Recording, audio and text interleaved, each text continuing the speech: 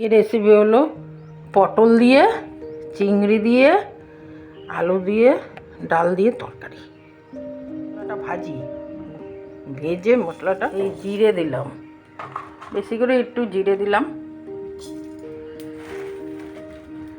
এই ধনে দিলাম আর একটা লঙ্কা।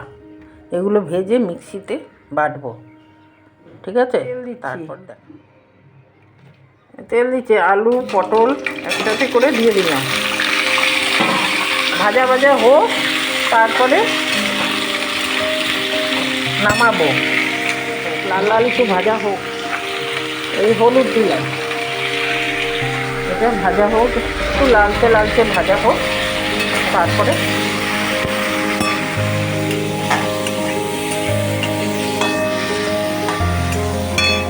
আলু পটল নামালাম। তারপরে দেখা কালো জিরা দিলাম, শুকনো লঙ্কা,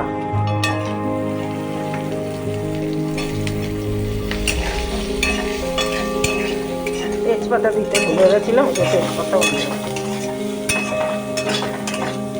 এই টমেটো দিলাম, ডাল দিলাম, পেস্ট দিচ্ছি, সব একসাথে দিয়ে দিলাম। এবার পটল একসাথে করে দিয়ে দিলাম, এবার হোক, আস্তে আস্তে হোক, দিলাম। পরে গরম মশলা দেবো নামানোর আগে আগে। ভাজা ভাজা হয়ে গেল, এবার তাহলে হয়ে গেছে, এবার জল দেবো, জল দিই, তারপরে গরম মশলা, গরম মশলা পরে দিচ্ছি। ঘি দিলাম,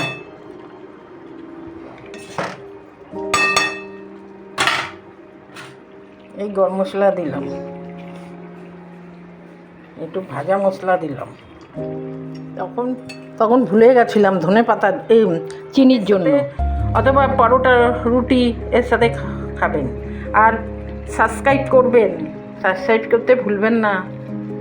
আমি একটাও সাবস্ক্রাইব পাচ্ছি দিলাম। ঠিক আছে, রাখছি তাহলে।